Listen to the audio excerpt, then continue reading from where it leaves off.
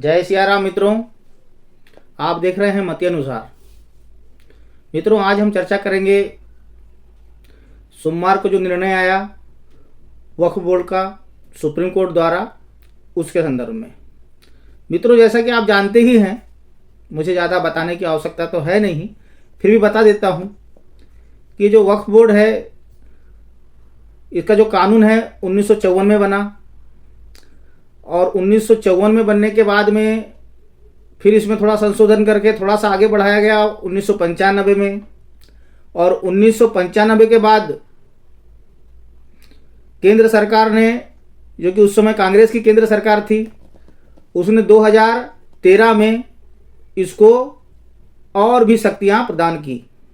और शक्तियां इतनी प्रदान की कि ये समझ लीजिए कि जिस पे अगर हाथ रख दें तो वह संपत्ति वक्फ बोर्ड की हो जाए, इतनी संपत्ति।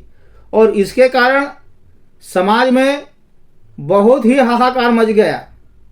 जिसकी संपत्ति है, अगर मान लो कोई मुसलमान उसको नमाज पढ़ने के लिए लंबे समय से उपयोग में ला रहा है, तो उसके कागजात हों अथवा ना हो, वह संपत्ति वक्फ बोर्ड की हो जाएगी। अगर वह किसी भी अन्य चीज के लिए, मान लो मदरसा चलाने के लिए वह संपत्ति का उपयोग कर रहा है, तो भी वह संपत्ति वक्फ बोर्ड की हो जाएगी। मतलब कहने का तात्पर्य यह है कि जिसको बोल दिए कि ये वक्फ की संपत्ति है, तो वक्फ की संपत्ति हो जाएगी। इतना मतलब विचित्र कानून। आपको बता दूं कि भारतवर्ष में वक्फ बोर्ड की संपत्ति तीसरे नंबर पे आती है। जो सबसे ज्यादा जमीन है, तीसरे नंबर पे। तो इसी को देखते हुए केंद्र सरकार ने नया कानून संशोधन किया, कानून को हटाया, नहीं उसमें संशोधन किया। और अप्रैल में, इसी वर्ष अप्रैल में दोनों सदनों से पास करवा के राष्ट्रपति द्वारा उसको सिग्नेचर करवा के उसको पारित कर दिया। लेकिन इसके खिलाफ में विपक्ष के नेता, खासकर कांग्रेस वाले, ये चले गए कहाँ? Supreme court. याचिका दायर कर दी।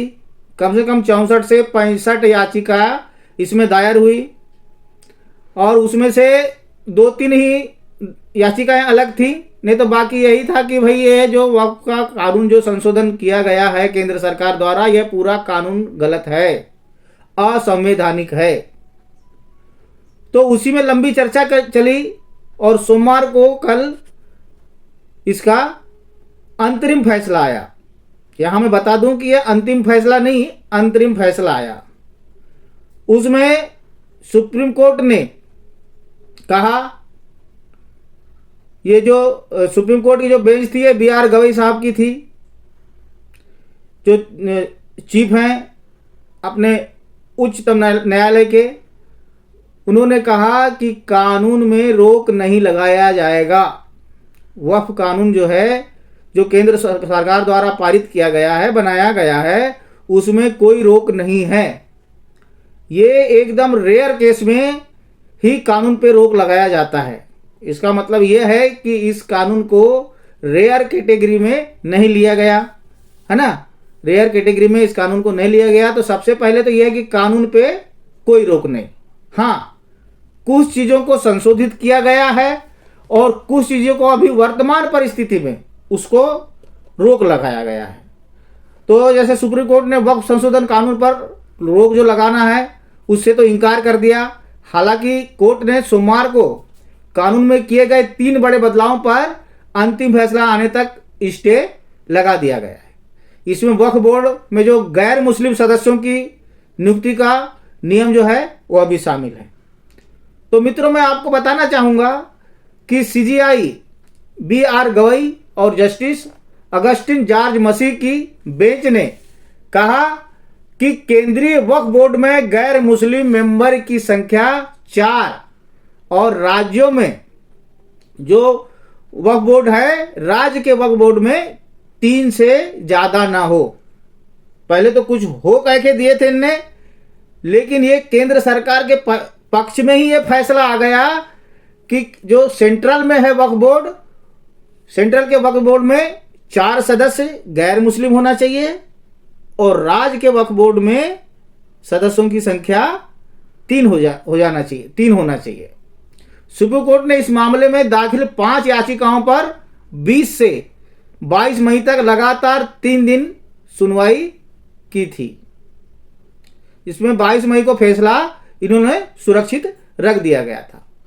अब जो वक्फ कानून के 3 बदलाव पर सुप्रीम कोर्ट ने जो रोक लगाई, उसके संदर्भ में पहले बताना चाहूंगा आपको कि बोर्ड में गैर मुस्लिम में मेंबर संशोधन किया गया। कम से कम 2 अनिवार्य होना चाहिए।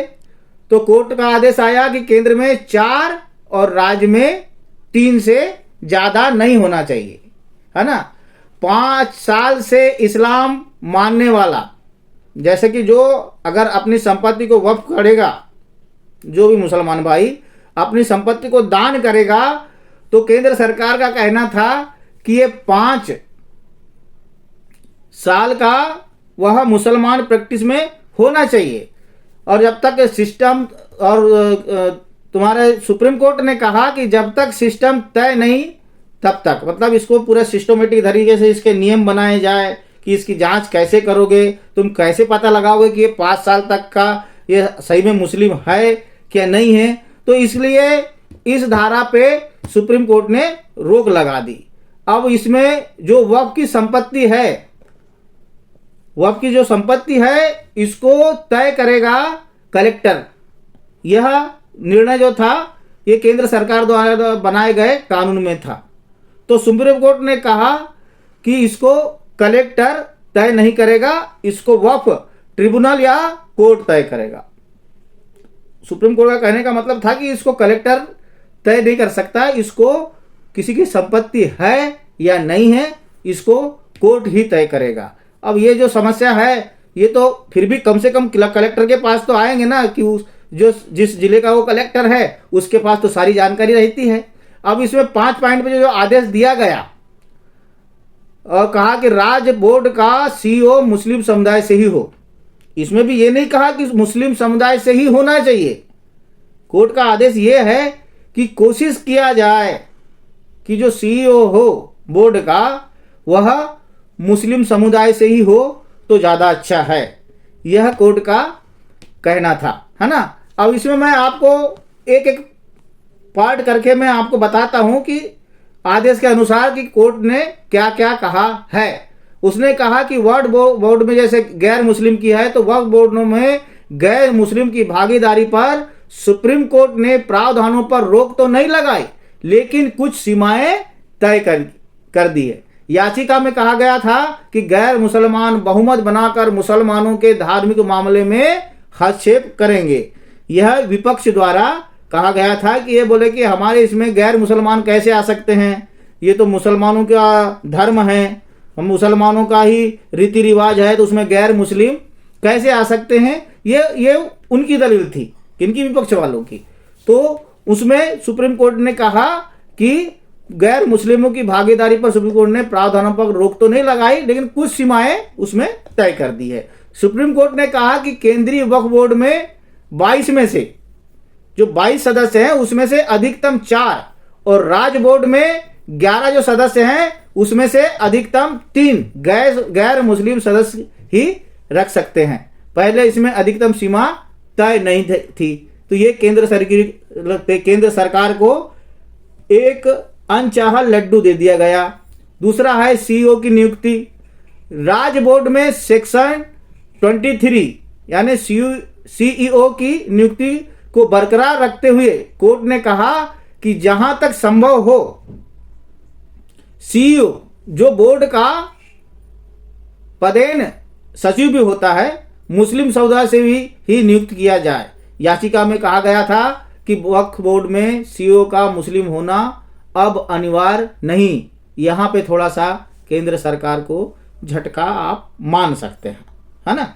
इसमें थोड़ा सा केंद्र सरकार को झटका आप मान सकते हैं। अब वक्फ बोर्ड बनाने की शर्त सुप्रीम कोर्ट ने वक्फ बोर्ड संशोधन कानून के सेक्शन 3R, है ना, सेक्शन 3R के उस प्रावधान पर रोक लगा दी जिसमें कहा गया था कि कोई व्यक्ति वक्फ बनाने के लिए कम से कम 5 साल से मुसलमान होना चाहिए। और याचिका में कहा गया था कि नए कानून के मुताबिक वक्फ में संपत्ति देने के लिए 5 साल का इस्लाम पालन की शर्त भेदभाव पूर्ण है। अदालत ने कहा कि जब तक राज्य सरकारें यह तय करने के लिए नियम नहीं बनाती कि कोई व्यक्ति वास्तव में मुसलमान है या नहीं, तब तक यह प्रावधान लागू नहीं हो सकता, क्योंकि बिना नियम के यह मनमाने ढंग से इस्तेमाल किया जा सकता है। इसमें रोक नहीं लगाई है, इसमें रोक नहीं लगाई है।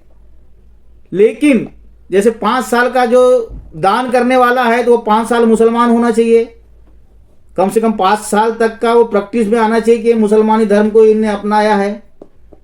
लेकिन इसमें रोक नहीं लगाया। तब इसको बनाने के लिए आप और कोई नए नियम लागू करने के लिए यह केंद्र सरकार को इस कानून में संशोधन करके डालने के लिए सुप्रीम कोर्ट बोल सकते हैं, है ना। तो इस टाइप से निर्णय आया है। वक्फ की जो प्रॉपर्टी है, वक्फ की प्रॉपर्टी का वेरिफिकेशन, तो सुप्रीम कोर्ट ने सेक्शन 3C से जुड़े प्रावधान यानी बदलाव पर रोक लगा दी। यह धारा सरकारी अधिकारियों को वक्फ संपत्तियों की स्थिति तय करने का अधिकार देती थी। कोर्ट ने उस प्रावधान पर भी रोक लगाई जिसमें कहा गया था कि किसी संपत्ति को वक्फ तभी माना जाएगा जब सरकारी अधिकारी की रिपोर्ट में अतिक्रमण न होने की पुष्टि हो। याचिका में कहा गया था कि रिपोर्ट से पहले ही वक्फ की जमीन सरकारी दर्ज हो जाएगी। और दूसरा धारा 3C, इसका सब सेक्शन 3, तो इसमें अधिकारियों को संपत्ति को सरकारी जमीन घोषित करने और राजस्व अभिलेख बदलने का अधिकार था, उसे भी रोक दिया गया है ना। इस टाइप से रोक लगा दी गई है। लेकिन अधिकतर सबसे बड़ी बात यह है, मैं आपसे कहूंगा मित्रों की सबसे बड़ी बात यह है कि विपक्षी दल याचिकाकर्ता जो मुंह फाड़ कर चिल्ला रहे थे कि यह कानून ही गलत है, इस पूरे कानून को रद्द कर देना चाहिए, तो यह कानून सुप्रीम कोर्ट ने वर्तमान में गलत नहीं पाया है। हालांकि फिर मैं आपसे कहूंगा कि यह अंतरिम आदेश है, अंतिम आदेश नहीं है। हालांकि दोनों पक्ष इसमें से एकदम खुशियां मना रहे हैं, दोनों के मन में लड्डू फूट रहे हैं, लेकिन जो असली जीत है वो मुझे ऐसा लगता है कि केंद्र सरकार की हुई है। हालांकि कांग्रेस पक्ष के कुछ नेता लोग तो यहां तक बोल रहे थे कि जोरदार थप्पड़ नरेंद्र मोदी को पड़ा है। अब वो अपने लोगों को खुश करने के लिए बोल रहे थे, सांत्वना देने के लिए बोल रहे थे, या वह अंदर से अपने हार को छुपाने के लिए बोल रहे थे, ये मैं नहीं जानता। ये उनका व्यक्तिगत अधिकार है, वो खुश भी हो सकते हैं, दुखी भी हो सकते हैं, वो जैसा चाहे वैसा कर सकते हैं भैया, अपने को इसके बारे में कोई लेना देना नहीं। लेकिन केंद्र सरकार ने जिस मंशा से यह कानून का प्रावधान किया था, कानून इसमें लाया था संशोधन करके वक्फ बोर्ड का, वह मुझे ऐसा लगता है कि देश में खुशियां मनाने वाला है। जो उनकी जो भागीदारी है मुसलमानों की, जो जिनको नहीं मिल रही थी, गरीब लोगों को जो नहीं मिल रहा था, अब उसकी जांच करेंगे। कानून तो चालू हो गया है, कुछ प्रावधान को छोड़ के कानून चालू हो गया है। अब मुझे ऐसा लगता है कि गरीब मुसलमान भाइयों को, बहनों को न्याय मिलेगा, कुछ रोजगार की व्यवस्था वक्फ बोर्ड द्वारा भी की जाएगी। इसके साथ ही जय सिया राम, सादर प्रणाम। आपसे निवेदन है कि चैनल को सब्सक्राइब करें, लाइक करें और शेयर करें।